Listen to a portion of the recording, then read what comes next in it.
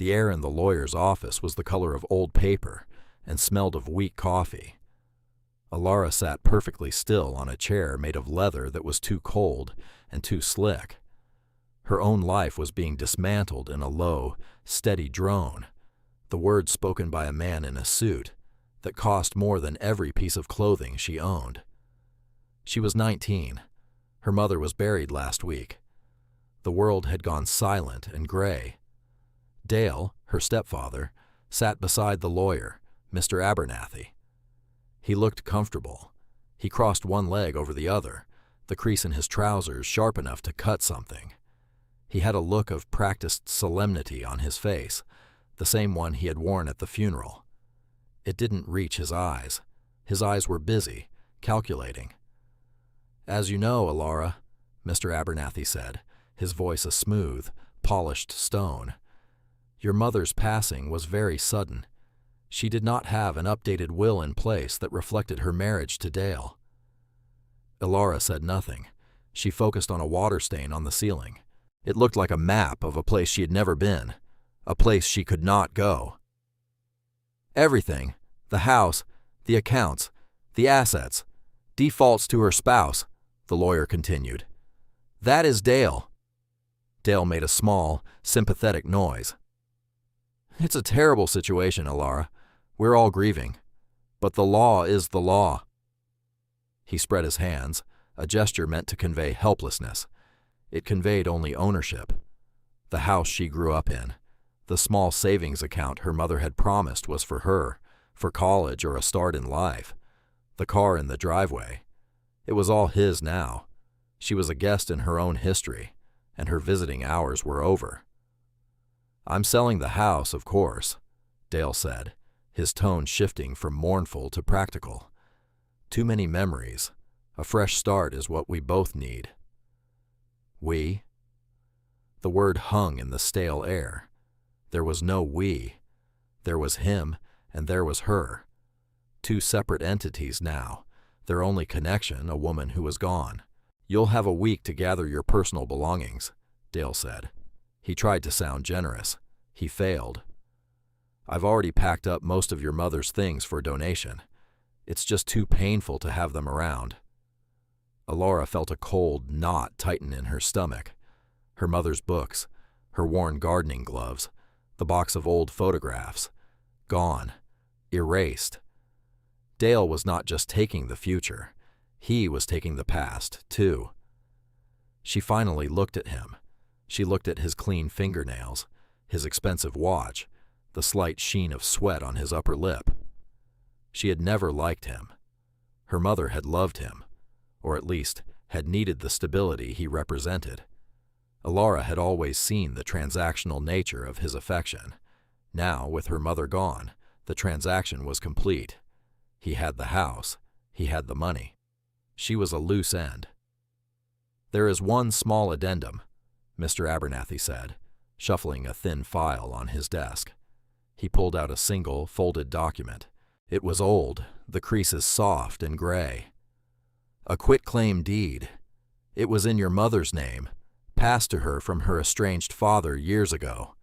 She never took possession, never even had it recorded with the county." Dale scoffed. "Oh, that thing. The old man's folly." "The property is listed as the Blackwater Motel in a town called Havenwood," the lawyer read, his voice flat. "It was condemned by the county 5 years ago. The appraisal value is, for all intents and purposes, 0. In fact, it carries a tax liability for back taxes, though the county has essentially written it off." Alara stared at the folded paper. A motel. Her grandfather, Thomas Harmon. A man she knew only from a single faded photograph.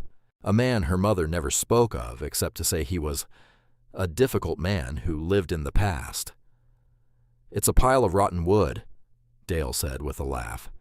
"A money pit. But technically, it's part of the estate. And since your mother left you nothing else..." He let the cruelty hang in the air. "I'm a generous man. I'll sign the deed over to you. All you have to do is pay the $6 filing fee to have it recorded." It was the final insult. A gift of garbage, a ruin. He was not giving her a home. He was giving her a burden, a physical manifestation of her worthlessness in his new life. Mr. Abernathy slid the paper across the desk. He also slid over a small, rusted key. It was a simple skeleton key, the kind for an old lock. "Well?" Dale prompted. "It's this or the street." Slowly, Alara reached out. Her fingers brushed against the cold metal of the key. It felt heavy, real. Everything else in this room, in this life, felt like smoke. The house, the money, the memories Dale was so eager to dispose of. They were all dissolving. But the key was solid. The paper was real. She looked at the lawyer. "I'll take it." Dale smiled, a thin, satisfied smirk. He had washed his hands of her. He had given her trash and called it charity. He had won. Alara picked up the key. She took the folded deed. She did not have $6. She had $87 to her name, tucked into the pocket of her jeans. It was all that was left. She stood up. The leather of the chair made a sighing sound. "Thank you," she said. The words tasted like ash. She walked out of the office, the key clutched in her hand. She did not look back. The door clicked shut behind her, a final, definitive sound. The sound of an ending. The week passed in a blur of gray numbness. Alara moved through the house she had grown up in like a ghost. Dale was barely there, always on the phone with realtors or contractors. When he was home, he treated her with a cloying, false pity that was worse than his open contempt. She packed one duffel bag, a few changes of clothes, her mother's favorite novel, Wuthering Heights, which she had rescued from a donation box, the faded photograph of her grandfather, Thomas. In it, he was a young man with serious eyes, standing in front of an unfinished wooden structure.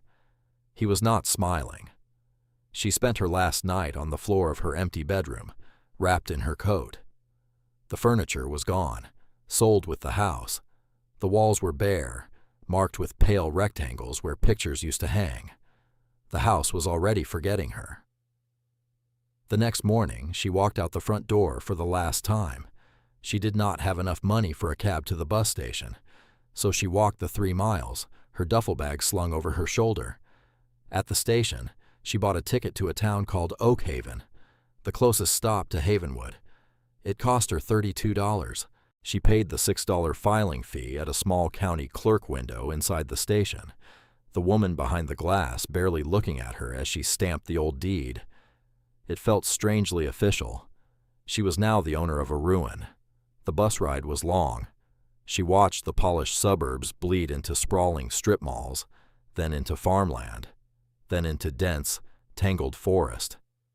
The other passengers were a mix of tired-looking workers and students, all plugged into their own worlds with headphones and phones. Alara felt utterly alone. She was untethered, a piece of driftwood on a current she could not control. She held the old key in her pocket, turning it over and over.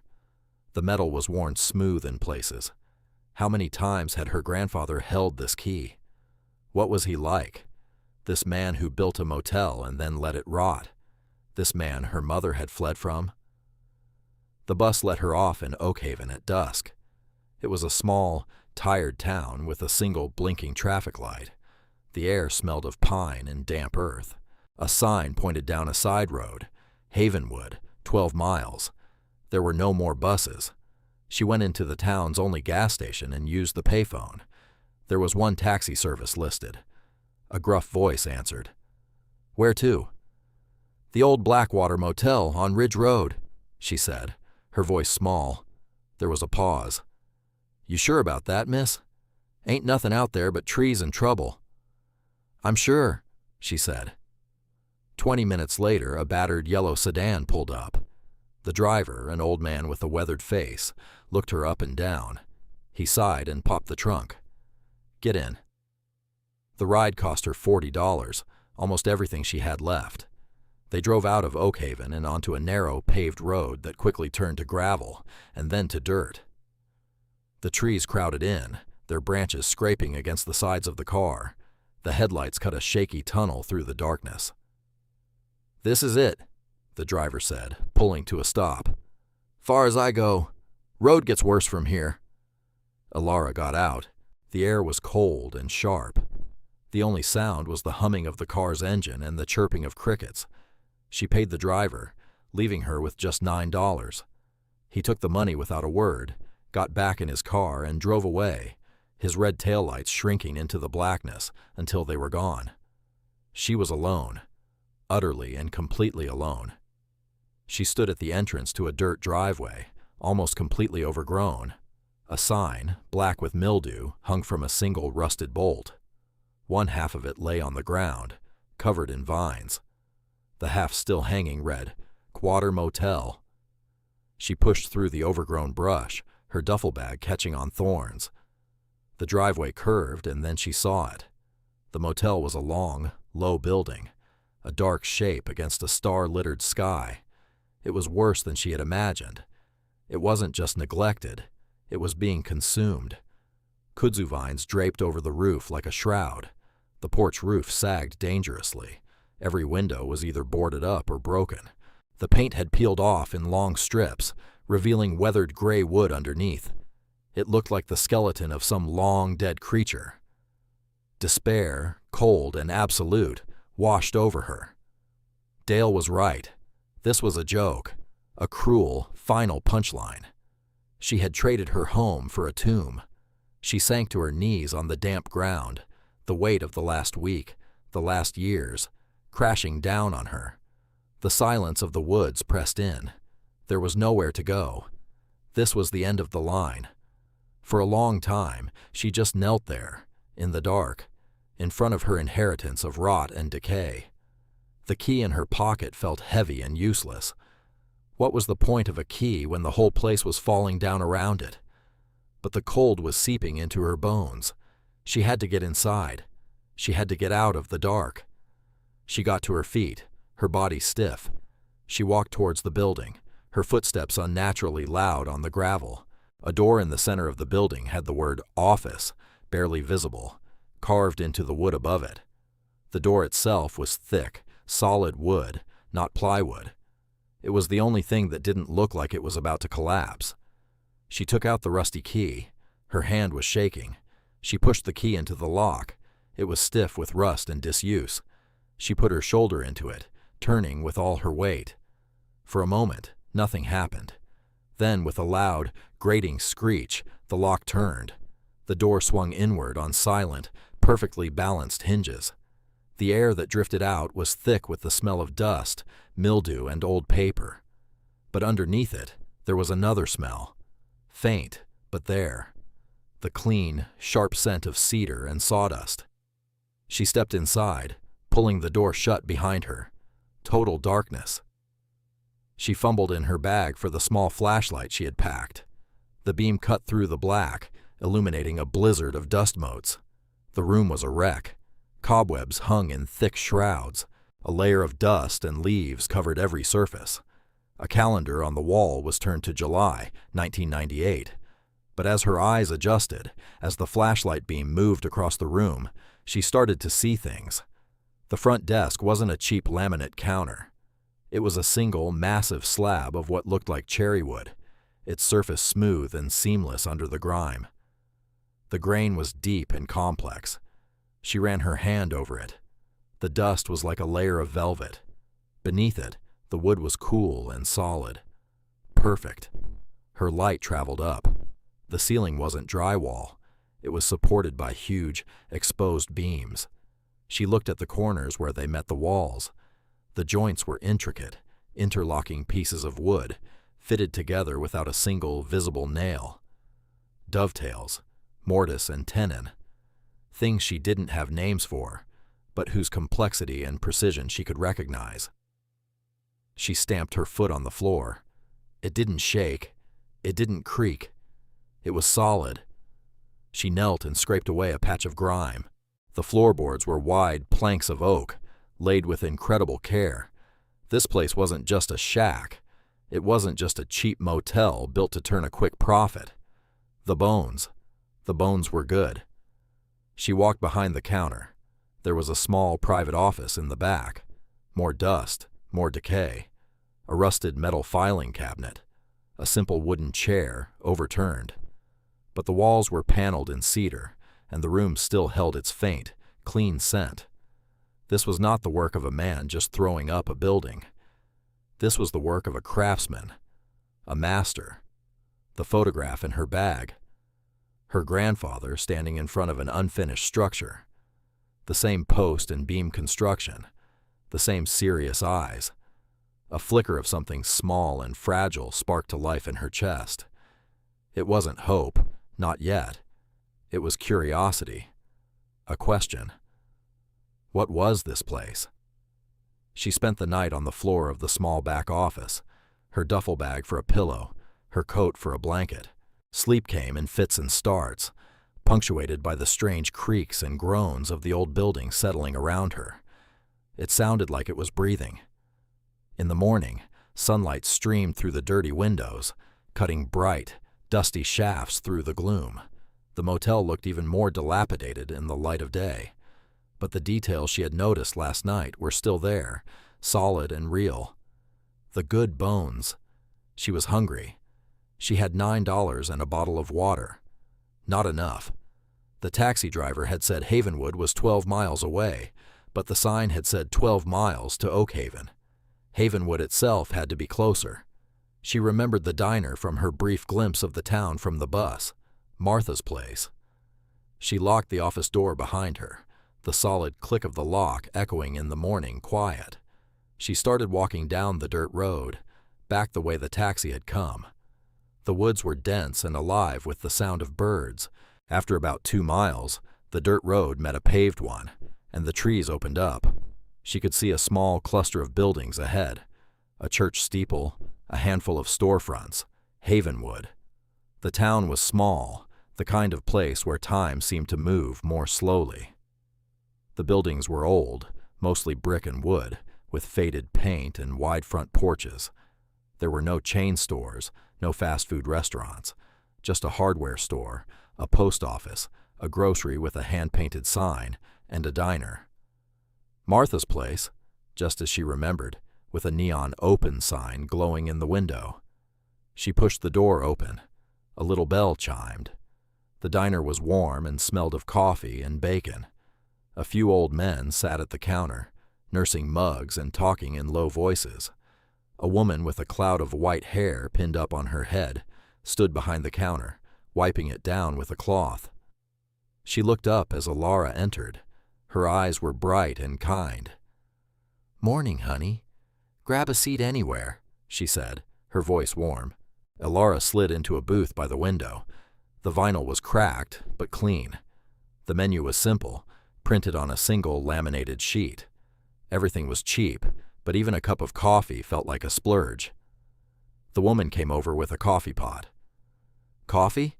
"Yes, please," Alara said. The woman filled a thick ceramic mug. "You're new in town. I'm Martha." "Alara." "Just passing through, Alara?" Martha asked, her eyes gentle but observant. Alara hesitated. She felt the weight of her story, the shame of her situation. "I'm staying out at the old Blackwater Motel." The chatter at the counter stopped. The old men turned to look at her. Martha's friendly expression didn't change, but her eyes softened with a new light. Pity? No, it was something else. Recognition. "Lord have mercy," Martha said softly. She sat down in the booth opposite Alara. "You must be Thomas Harmon's girl, his granddaughter." Alara nodded, surprised. "You knew him?" "Knew him?" Martha let out a soft laugh. "Honey, in a town this small, everybody knows everybody. Thomas Harmon. He was a fixture, a quiet man. Kept to himself mostly, especially after—" She trailed off, looking at Alara's face. "After your mother left." The words landed like stones.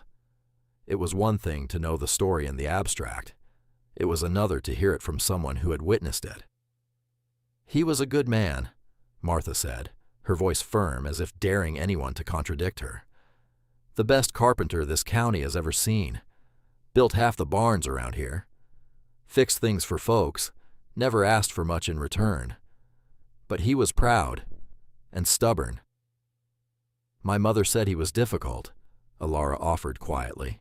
"Your mother was young and wanted a different life," Martha said, not unkindly. "She couldn't see what he was trying to build for her, for you." She gestured vaguely in the direction of the motel. "That place, that was his heart. He started it when your mother was just a teenager. A place for the family, he'd say. A legacy.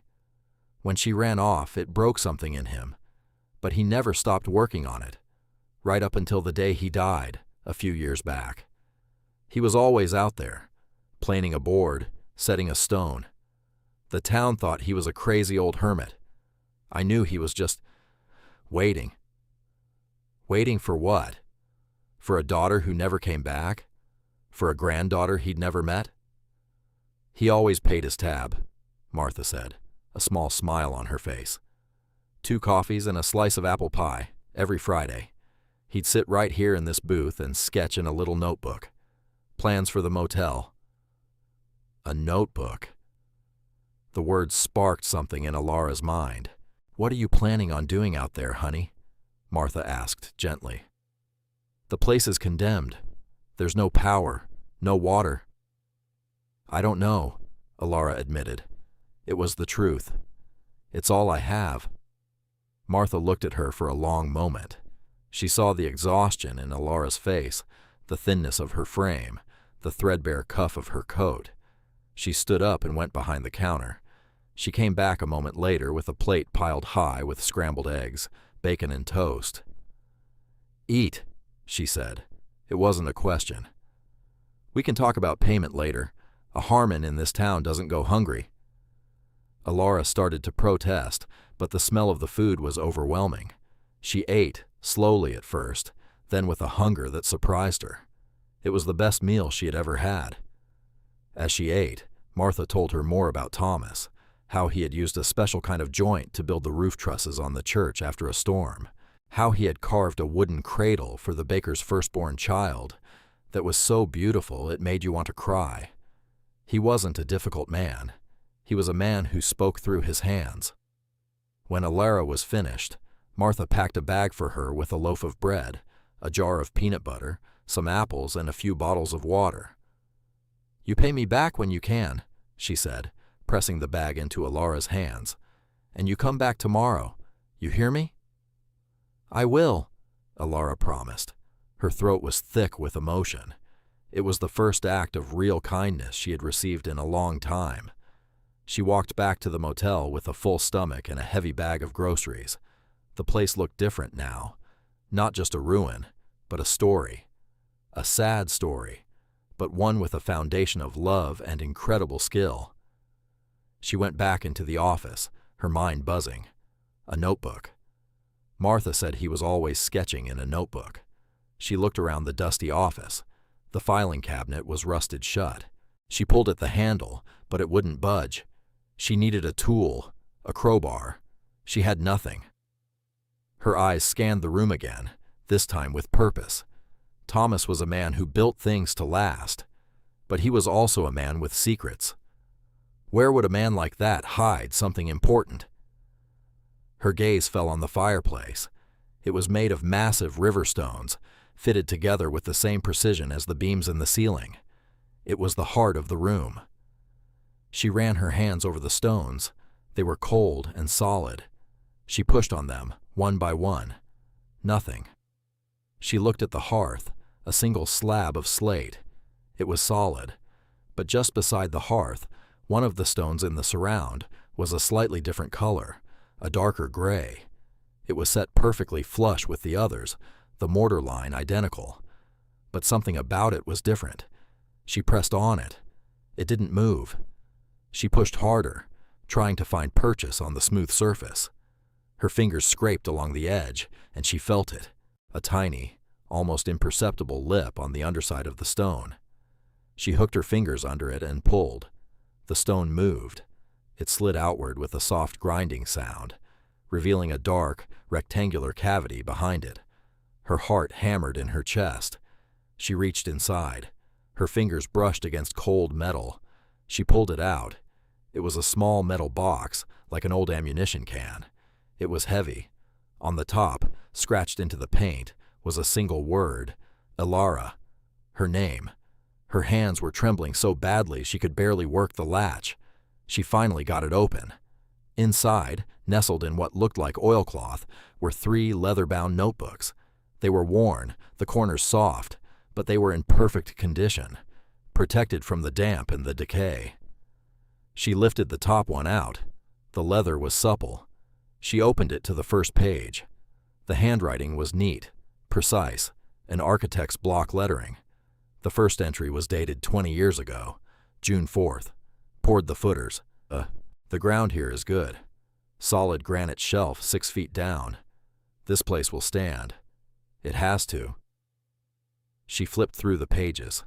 They were filled with drawings, calculations, and notes. Notes about the local timber, the way the sun hit the valley in the winter, the depth of the well. But woven in between the technical details were other entries. September 12th. Sarah is angry with me. Says I'm wasting my time and money on this dream. She doesn't understand. A man needs to build something, a place for his family to be safe. Sarah, her mother. May 21st. The roofline is straight and true. I think of my own father, how he taught me to use a level not just for wood, but for a man's character. I hope I can teach my own child that. I hope she sees this place not as a prison, but as a promise. Ilara sank to the floor, the notebooks clutched to her chest. This wasn't just a blueprint for a motel.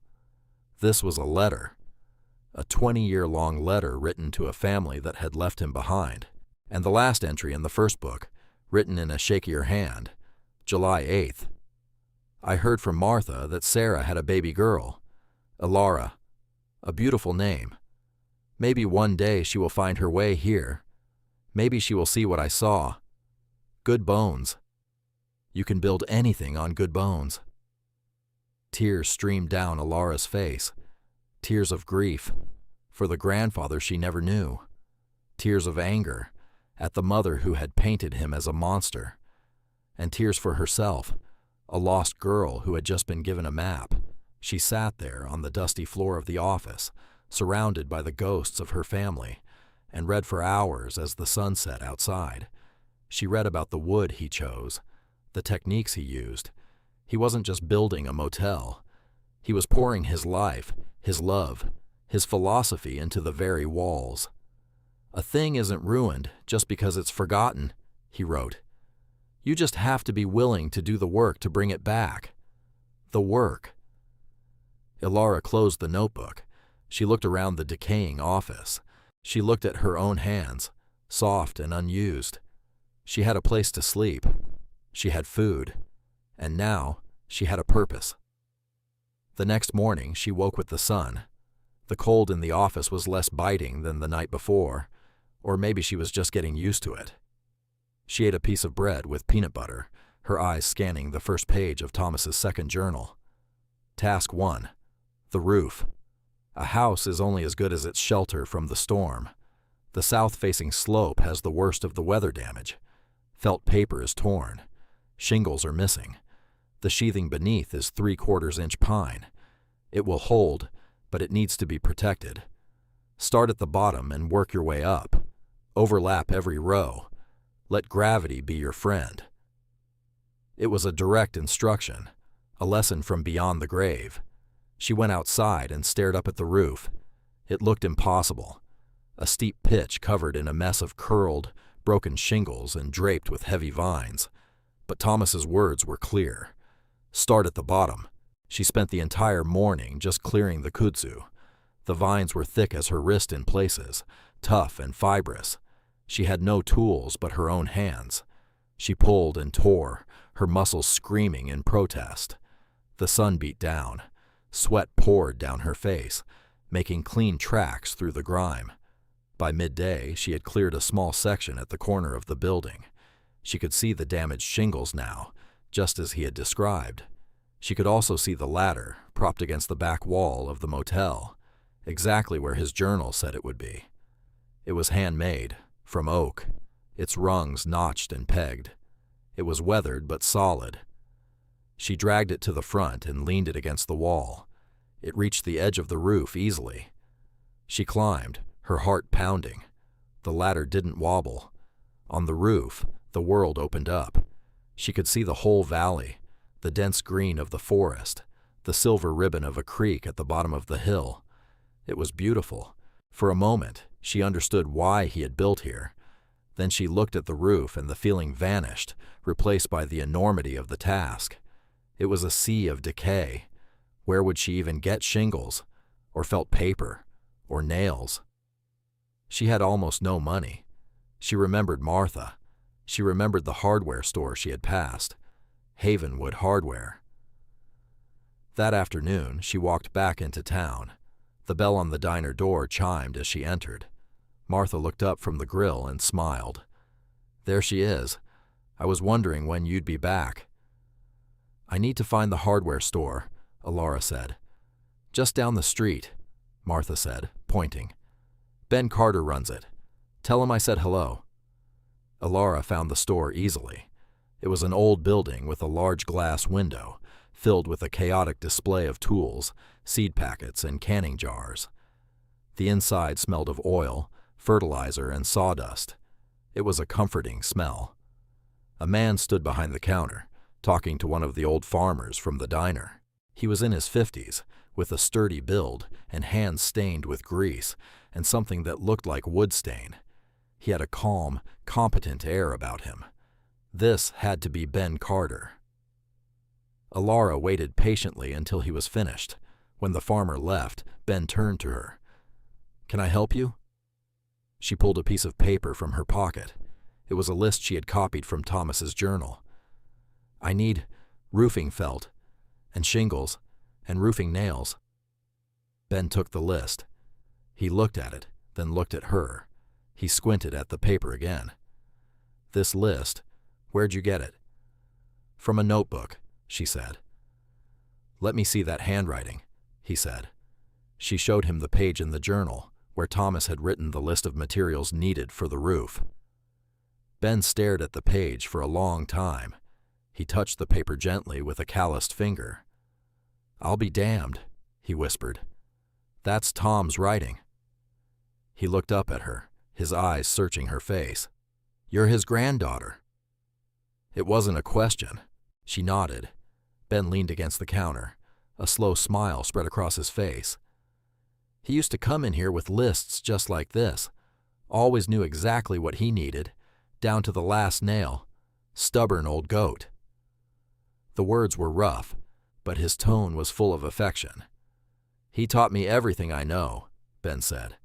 "I was a dumb kid, heading for trouble. Tom gave me a job helping him on a barn build. Taught me how to read a framing square. Taught me that there's a right way to do a thing, and 1,000 wrong ways. He saved my life, probably." He looked at the list again. "So you're fixing the roof?" "I'm trying to," she said. "I don't have much money." Ben was quiet for a moment. He walked to the back of the store, disappearing behind a tall shelf of paint cans. He came back carrying a heavy leather tool belt. It was old and well worn, the pockets shaped to the tools they had once held. "This was his," Ben said, holding it out to her. "He gave it to me when I opened this store. Said I'd earned my own. I've been holding on to it." Alara took it. The leather was soft and smelled of oil and sweat and time. It felt like a sacred object. "Here's the deal," Ben said. "I need help around here. Sweeping up, stocking shelves, making deliveries. You work for me, part-time.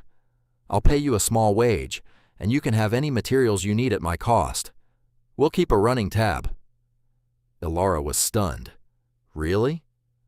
"Tom Harmon's granddaughter wants to fix his motel," Ben said with a shrug. "Seems like the right thing to do. Now, let's get you loaded up. You'll need a hammer, a pry bar, and a utility knife. His are probably still out there, but let's start you fresh." For the next hour, Ben walked her through the store, explaining the difference between types of nails, the right way to use a pry bar without damaging the wood beneath. He wasn't just selling her supplies, he was teaching her. He was continuing Thomas's work. He loaded the back of his old pickup truck with rolls of felt paper and bundles of simple asphalt shingles. These aren't as good as the cedar shakes Tom would have used, but they'll keep the water out. That's the first step. He drove her back to the motel.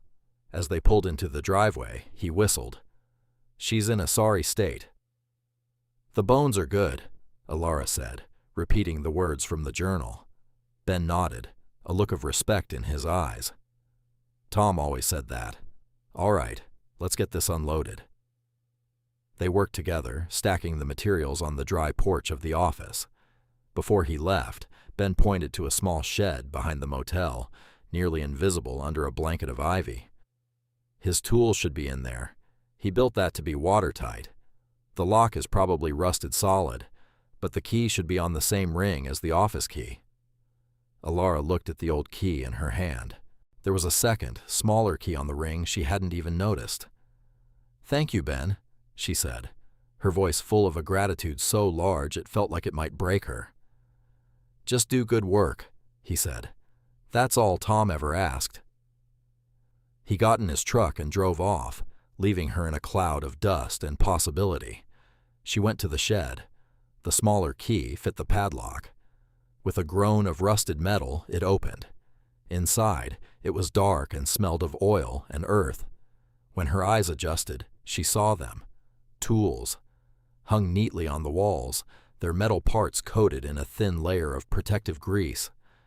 Handsaws, planes of all sizes, chisels with hand-turned wooden handles, a collection of hammers.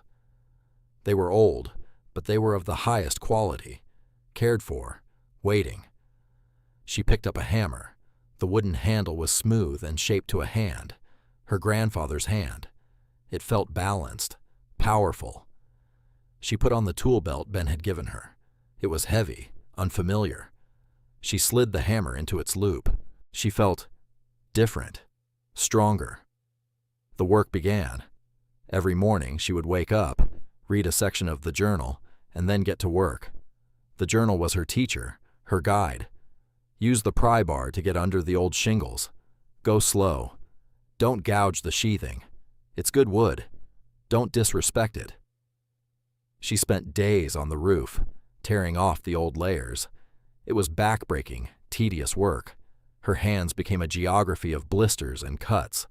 Her muscles ached with a deep, satisfying pain. Every evening she would collapse onto her makeshift bed, too tired to even dream. But every morning she got up and did it again. Slowly, painstakingly, a section of the roof was stripped bare, revealing the clean, solid pine sheathing underneath. It was beautiful, perfect. Then came the felt paper. She wrestled the heavy rolls, cutting them to size with the utility knife, overlapping them just as the journal instructed. She nailed them down with short, wide-headed nails. Progress. Small, but real. Afternoons, she worked at the hardware store. She swept floors, organized bins of screws and bolts, and helped Ben unload deliveries. She listened as he talked to customers, learning the language of plumbing and wiring and construction. The townspeople started to nod at her on the street. They knew who she was now. The Harmon girl, the one fixing the old motel.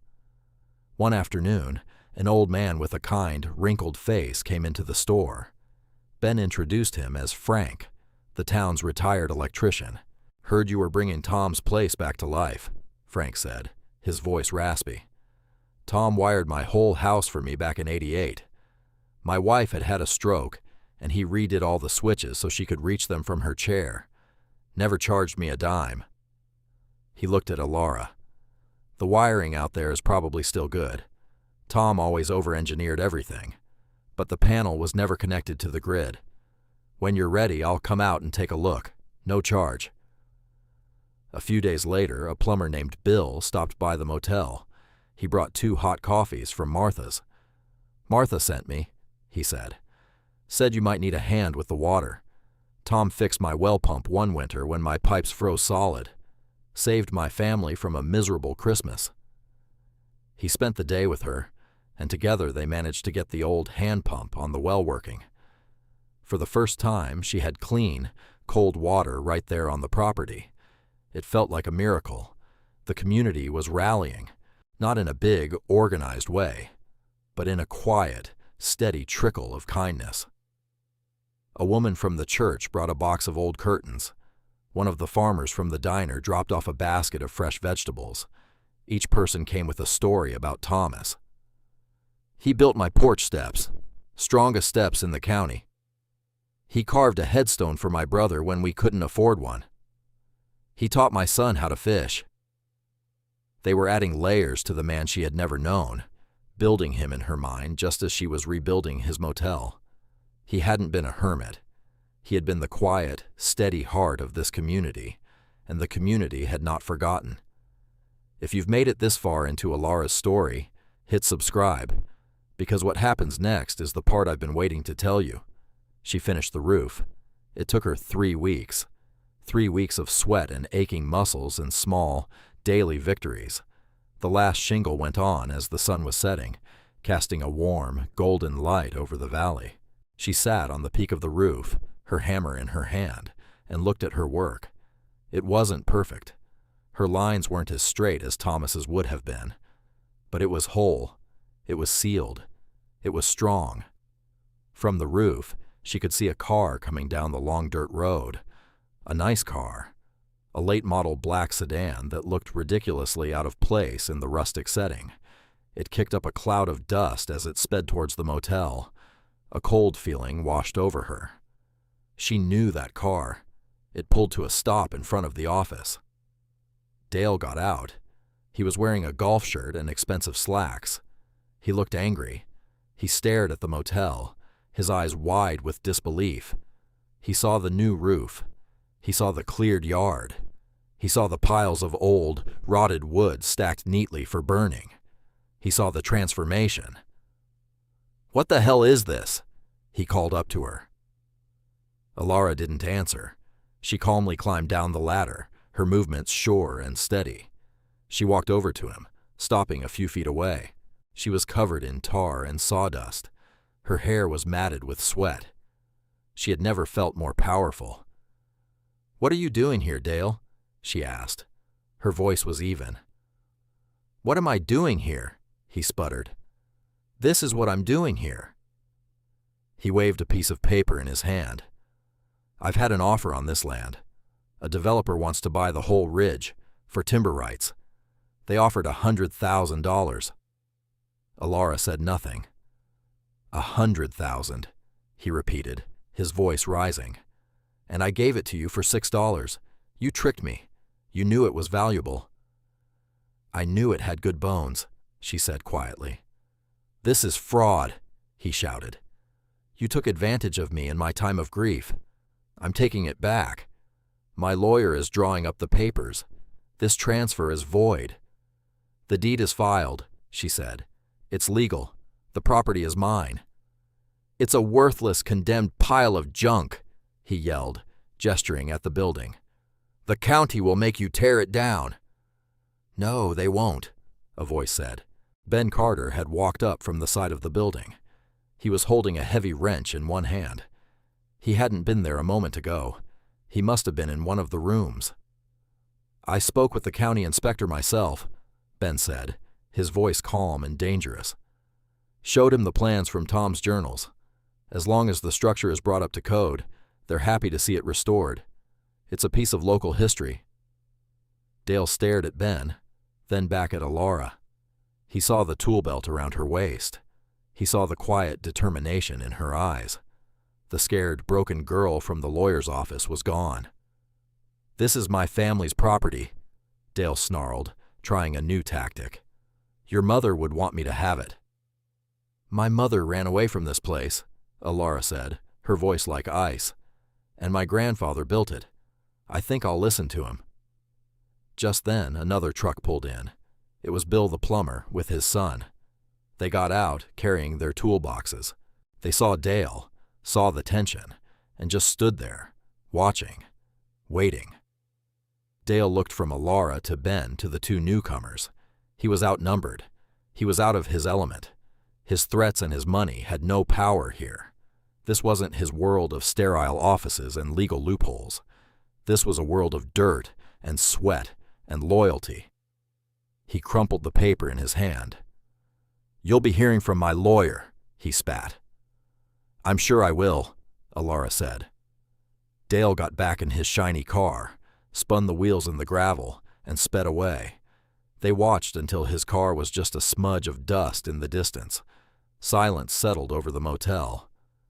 "Well," Ben said, breaking the quiet, "I guess he won't be back for dinner." Alara let out a shaky breath she didn't realize she'd been holding. She had done it. She had stood her ground. And she hadn't been alone. The weeks that followed settled into a rhythm. Work, progress, community. Frank the electrician came and spent a weekend helping her run temporary power from a generator Ben had loaned her. For the first time, a single light bulb glowed in the office. It felt like lighting a candle in a cathedral. Martha continued to bring food, refusing any payment. "You're putting your money into the wood and nails," she'd say. "That's payment enough." Alara had started clearing out the 10 motel rooms. They were all identical. Small, simple rooms, each with a space for a bed, a small bathroom, and a large window facing the valley. Each one was a disaster of peeling plaster, rotted floorboards, and broken fixtures. She started on room 1. Following the journals, she tore out the damaged plaster, exposing the solid stud walls underneath. She pulled up the ruined linoleum floor, revealing the same solid oak planks as in the office. Everything was salvageable. Everything could be brought back. One Saturday, as she was wrestling with a warped window frame, a car pulled into the driveway. It wasn't Dale's sedan or Ben's truck. It was a beat-up hatchback with a mismatched fender. A young man got out. He looked hesitant, almost scared. It was Kevin, her stepbrother. He stood there for a moment, just looking at her. He was thinner than she remembered, with dark circles under his eyes. "Hey," he said. "Kevin," she said, her voice neutral. She put down her pry bar. "Place looks different," he said, gesturing vaguely at the new roof. "I've been working on it." An awkward silence stretched between them. I came to apologize," he said, his eyes fixed on his worn-out sneakers. "For everything. The way we treated you. The way Dale, acted. It wasn't right." Alara waited.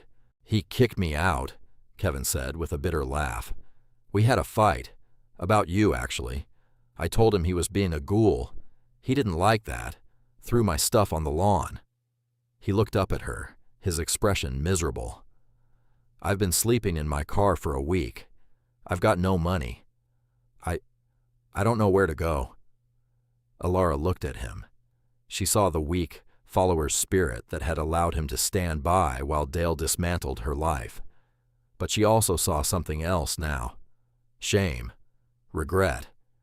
He was just as lost as she had been. She thought of Thomas's words. A thing isn't ruined just because it's forgotten.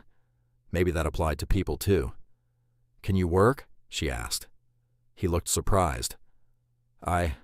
I'm not skilled. Not like this." He gestured at the motel. "I have a job that doesn't require skill," she said. "It just requires patience." She led him to the row of motel rooms. She pointed to the stack of 10 solid wood doors she had taken off their hinges. They were covered in layers of old, cracked paint. "I need these stripped and sanded," she said, "down to the bare wood. It's slow, messy work." Kevin looked at the doors, then back at her. He saw the offer for what it was. Not forgiveness, not charity, but a chance to do the work. "Okay," he said quietly. "Yeah, I can do that." She gave him a scraper, sandpaper, and a pair of gloves. She showed him how to apply the chemical stripper, how to wait for the paint to bubble, how to scrape it away in long, sticky ribbons. He worked all afternoon, in silence. He was clumsy at first, but he was careful. He focused on the task, his shoulders hunched in concentration. That evening, Alara let him sleep in one of the empty, cleared-out rooms. She gave him a blanket and a pillow she'd bought at a thrift store in Oak Haven. She shared the simple dinner Martha had brought by. They ate in silence, the only sound the scraping of forks on plates. It wasn't comfortable, but it was a start. Kevin stayed. Every day he worked on the doors. He stripped and sanded, his hands growing raw, his clothes permanently stained with paint. He never complained. And slowly, the beautiful, old-growth pine of the doors began to emerge from beneath the layers of neglect. He was restoring something. He was atoning. One day, Alara found the final journal. It was tucked into the bottom of the metal box, wrapped separately in oilcloth. It was thinner than the others, the leather darker. She opened it that night, in the quiet of the office, a single bare bulb hanging from the ceiling. The entries were more sporadic, the handwriting less steady. These were from the last years of Thomas's life. He wrote about his failing health, about the cold winters, but mostly he wrote about the work. He was finishing the small details now, sanding the floors, oiling the wood, fitting the window panes. And then she found the entry. January 14th. The register is complete. 10 rooms for the world. Should it ever find its way here. 10 rooms to offer shelter. But the 11th is for my heart. It is for the hope I cannot let go of. Room 11. Alara frowned. The motel was a simple, straight line. The office, then 10 identical rooms. There was no 11th room. She had been in every one. She had the original blueprints spread out on the cherrywood desk. They showed 10 rooms. She read the entry again. The register is complete. The register. The front desk. The massive slab of cherrywood. She ran her hands over it. It was just a desk, but the blueprints in this final journal were different from the copies she had been working from. They were more detailed. And at the far end of the hall, past room 10, there was a space marked linen, a simple storage closet. She had been inside it. It was small, filled with rotten shelves.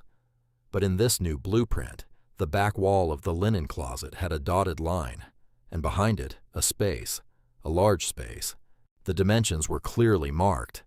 A room 20 feet by 15 feet, labeled simply, Haven. Her heart began to pound. She grabbed her flashlight and the journal and walked down the long, dark corridor of the motel. The floors creaked under her feet. She passed the doors Kevin had been sanding. He had finished 3 of them. They were leaning against the wall, their bare wood glowing in the beam of her flashlight. She reached the end of the hall. The door to the linen closet was flimsy, cheap plywood. It was the only cheap thing she had found in the entire structure, a deliberate deception. She went inside. The closet was narrow and smelled of mildew. The back wall was plasterboard, just as she remembered. It felt solid when she pushed on it. She looked at the journal. The drawing showed a detail of the door frame, a small, almost invisible marking on the trim, just above eye level, a knot in the wood that was not a knot. She ran her flashlight beam over the trim. It was simple pine molding, but there, just where the drawing indicated, was a small, dark circle. It looked like a natural flaw in the wood. She reached up and pressed it. For a second, nothing happened. Then she heard a soft, mechanical click. The entire back wall of the closet shifted. It swung inward, silent as a ghost, revealing a dark opening. She stepped back, her breath catching in her throat. It was real. Room 11 was real. She shone her flashlight into the darkness. It was not a motel room. The air that came out was not stale and damp. It was cool, dry, and smelled faintly of cedar and lemon oil. She stepped across the threshold. She was in a workshop. Tools, beautiful and strange, hung on the walls. Hand planes with brass fittings. Saws with intricate wooden handles. A massive workbench ran the length of one wall, its surface worn smooth with use. Jars of screws and bolts were neatly labeled. Wood shavings were swept into a tidy pile in the corner. It was not a forgotten space. It was a preserved one. It looked as if Thomas had just stepped out for a moment. Beyond the workshop, the room opened up into a small, perfect apartment. There was a simple bed, neatly made, a comfortable-looking armchair, a small kitchenette with a cast-iron stove, and a bookshelf filled with books on woodworking, architecture, and poetry. It was a sanctuary, a secret heart hidden inside the decaying body of the motel. But it was the thing in the center of the room that made her stop breathing, a bassinet. It was carved from a single piece of light-colored wood, maybe maple. It was simple, elegant, and absolutely perfect. The rockers were smooth and curved. The sides were carved with delicate images of leaves and birds. It was a masterpiece of love and hope. On the desk beside the bookshelf, there was a letter, a single, thick envelope. The front read, in Thomas's neat script, "For Sarah," and underneath, added later in a shakier hand, was her own name. Or Elara. Her hands were numb as she picked it up. The envelope wasn't sealed. She slid the folded pages out. "My dearest Sarah, if you are reading this, then you have come home. I pray that you are. I pray that you have found this place, this haven I have built for you, for us. I know you were angry when you left. You thought I was a fool, wasting my life on a dream in the middle of nowhere. You wanted the city. You wanted a life with more excitement than this quiet valley could offer. I understand that. But there are things you did not know, things I did not know how to say. The night before you left, you told me you were leaving to find a better life. But I saw the fear in your eyes, and I saw the bruise on your arm that you tried to hide. It was from him, wasn't it? That boy from Oakhaven with the fast car and the mean streak. You thought I didn't know about him. You thought I didn't see the way he looked at you, the way he held your arm just a little too tight. I am not a man of many words, Sarah. I am a man of wood and stone. So I tried to build you a fortress, a place he could not touch you, a place you could be safe, a place you could raise your child. Your mother, my sweet Mary, she died because I could not protect her from the sickness that took her. I could not fail to protect you, too. You left before I could finish. You left before I could tell you that this entire place was always for you, not a business, not a motel, a home, a sanctuary. You ran, and I don't blame you. You were scared. You were trying to protect your baby. I know that now. I have spent the years since you left finishing it. I imagined you here.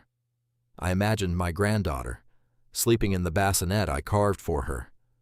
I have lived on that hope. If you have come back, all is forgiven. The past is sawdust. We can build a new future. The door is always open. But if time has passed, and it is not you, Sarah, who reads this, but your daughter, if it is you, Elara, then know this. Your mother did not abandon her family out of spite. She ran to save you. Her love for you was a fierce and desperate thing. It made her run from the only home she had. Do not judge her for her fear. Judge her for the courage it took to face the world alone to keep you safe. This place is yours now. It was always meant for you. It is a legacy of love, passed down through hands and heartwood. Live in it. Be safe in it. Find your peace here. A thing is not ruined just because it is broken. It can be mended. It can be made whole again. All my love, your father and grandfather, Thomas. The letter fell from her hands. She sank into the armchair, the leather cool against her skin. The story of her life, the story she had told herself for years, had just been torn down to the studs. Her mother wasn't a cold woman who had abandoned her father. She was a scared girl, running for her life. Her grandfather wasn't a difficult man who had driven his daughter away. He was a father trying desperately, in the only way he knew how, to protect her.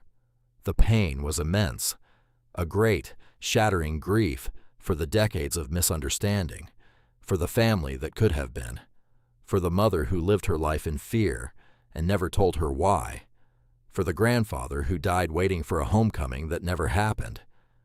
But underneath the pain, there was something else, a release. The anger she had held towards her mother for so long dissolved, replaced by a deep, aching compassion. The image of her grandfather, the stern man in the photograph, was replaced by a man who carved his love into wood. She sat in his chair, in his secret room, and she wept. She wept for all of them, for the lost years, for the unspoken love. And when the tears were done, a quiet peace settled over her. The story was different now. The past was not erased, but it was recontextualized. It was a tragedy, yes, but it was a tragedy born of love, not malice. She looked at the bassinet, at the tools on the wall, at the books on the shelf. This was her inheritance, not just a building, but a story, a history, a purpose. She was not the last of a broken line. She was the one who had finally come home. The work changed after that. It was no longer about survival, about building a shelter. It was about honoring a legacy. She moved into room 11. It became her heart, her center. Every morning she woke in Thomas's bed, made coffee on his stove, and sat in his chair, reading from his journals. She was not just learning a craft, she was communing with him. Kevin finished the doors, all 10 of them. They were beautiful, the grain of the old pine glowing. He had worked with a monk-like devotion, and in the process, some of the shame and anger seemed to have been sanded away from him too. "What now?" he asked her, when the last door was done. "Now we hang them," she said. Together they fitted the old, cleaned-up brass hardware and hung the doors on their original hinges. With each door that was hung, the motel felt more whole. Ben helped her order plaster and paint. Kevin, surprisingly, had a knack for plastering, his movements smooth and patient. They worked side by side, in a comfortable silence, repairing the walls of the 10 empty rooms. Alara started finishing the floors.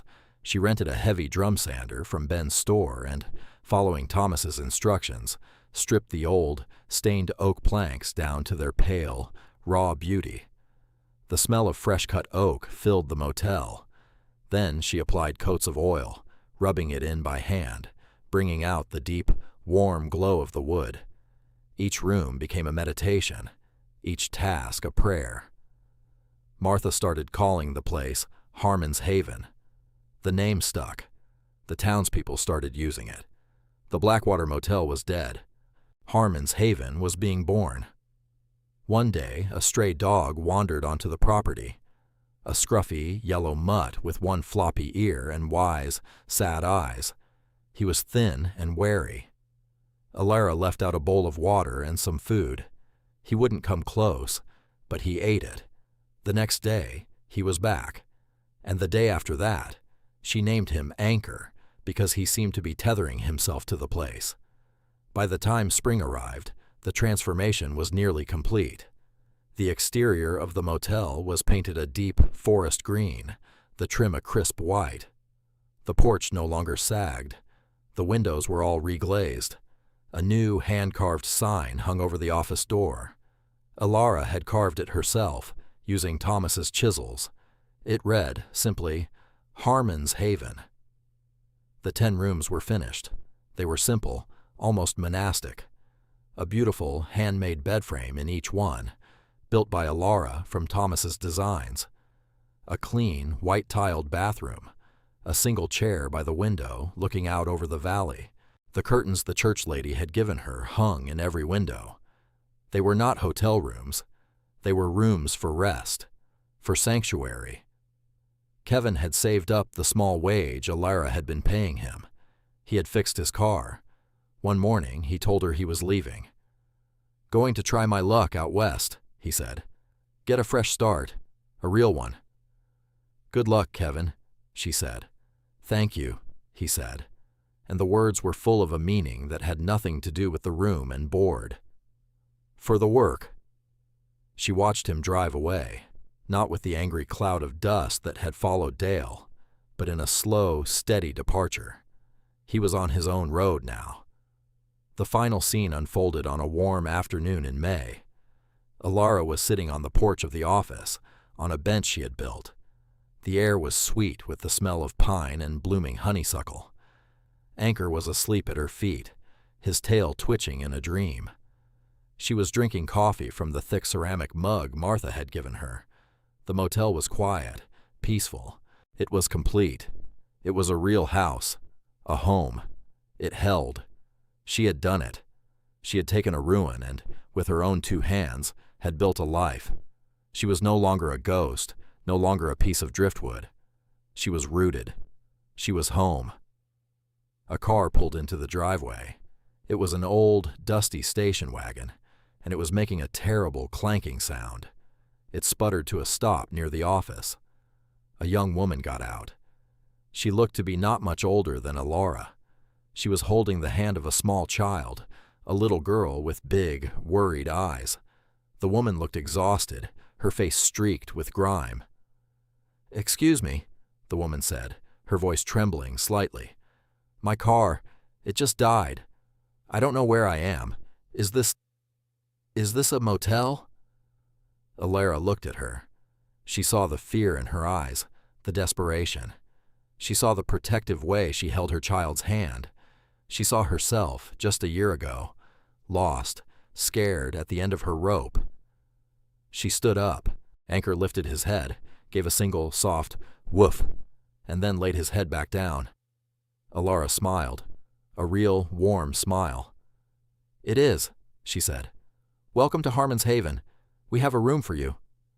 The woman's shoulders sagged with relief. Tears welled in her eyes. "Oh, thank you. Thank you." Alara led them towards room 1. The door was freshly painted. The wood floor inside glowed. The room was clean and quiet and safe. The legacy was not just in the wood and the stone. It was in the opening of a door. The door was open.